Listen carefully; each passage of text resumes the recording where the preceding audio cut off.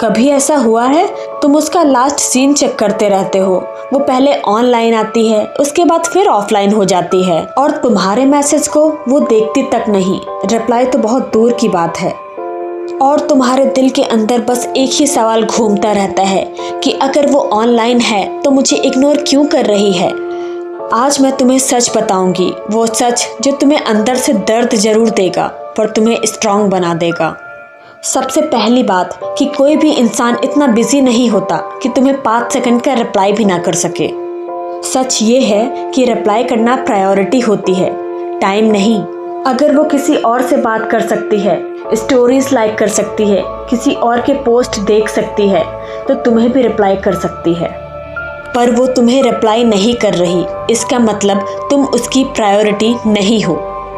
ये सुनना मुश्किल है पर एक्सेप्ट करना ज़रूरी है। अब मैं आपको रीज़न बताऊंगी कि आखिर वो ऐसा करती क्यों है। नंबर 1, वो तुम्हें ऑप्शन समझती है।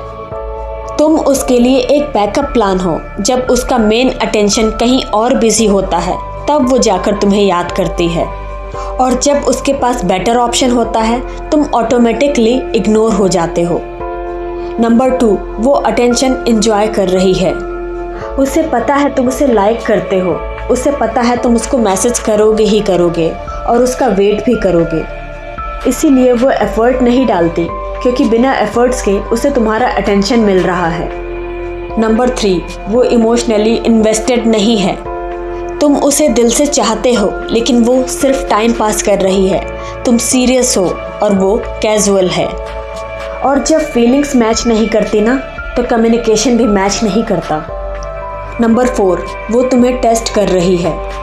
कभी कभी वो जानबूझकर रिप्लाई डिले करती है क्योंकि वो देखना चाहती है कि आखिर तुम उसका कितना वेट करोगे, और तुम जितना ज़्यादा वेट करते हो तुम उतनी ही अपनी वैल्यू लूज़ करते हो। नंबर 5, वो आप में इंटरेस्टेड नहीं है। सबसे पेनफुल सच पर सबसे रियल भी। अगर कोई तुम्हें जेन्युइनली पसंद करता है ना तो वो कभी तुम्हें इग्नोर नहीं करेगा। मुझे पता है तुम क्या फील करते हो। तुम सोचते हो शायद वो बिजी होगी, शायद उसका मूड नहीं होगा, शायद मैंने ही उसे कुछ गलत बोल दिया, और धीरे धीरे तुम खुद को डाउट करने लगते हो। तुम अपनी वैल्यू उसके रिप्लाई से मेजर करने लगते हो और यही सबसे बड़ी गलती है। आपको पता है किसी और का बिहेवियर तुम्हारी वर्थ को डिफाइन नहीं करता। अब मैं बात करूंगी उन गलतियों के बारे में जो हर रोज तुम कर रहे हो। तुम उसे बार बार मैसेज करते हो, हेलो आर यू देयर, क्या हुआ, रिप्लाई क्यों नहीं कर रही। तुम्हें पता है तुम इससे डेस्परेट लगते हो और सामने वाले की नज़रों में तुम अपनी वैल्यू और ज़्यादा कम कर लेते हो।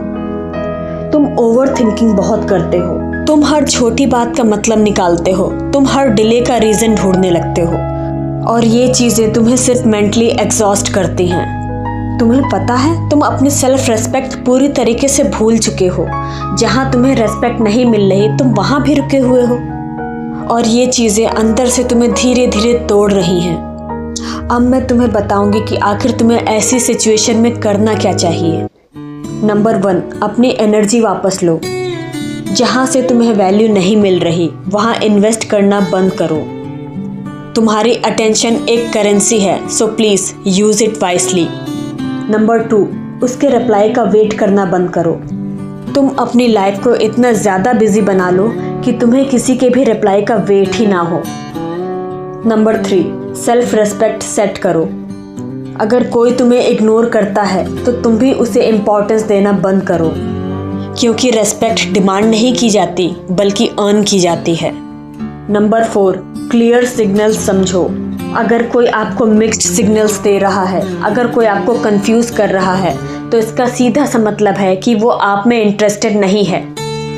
नंबर 5, खुद पर फोकस करो। तुम अपनी ग्रोथ, अपनी लाइफ, अपनी पर्सनैलिटी पर फोकस करो। जब तुम खुद स्ट्रांग बन जाओगे तो तुम्हें किसी के भी रिप्लाई की ज़रूरत नहीं पड़ेगी।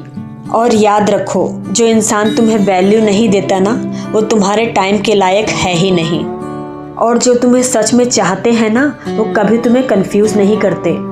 लव सिंपल होता है, लव कॉम्प्लिकेटेड सिर्फ तब होता है जब सामने वाला सीरियस नहीं होता। और अगली बार जब वो ऑनलाइन हो ना और तुम्हें रिप्लाई ना करे तो बस एक बात याद रखना कि मैं ऑप्शन नहीं हूँ, मैं चॉइस हूँ। और अगर किसी को ये समझ नहीं आता ना तो वो तुम्हारे लायक है ही नहीं।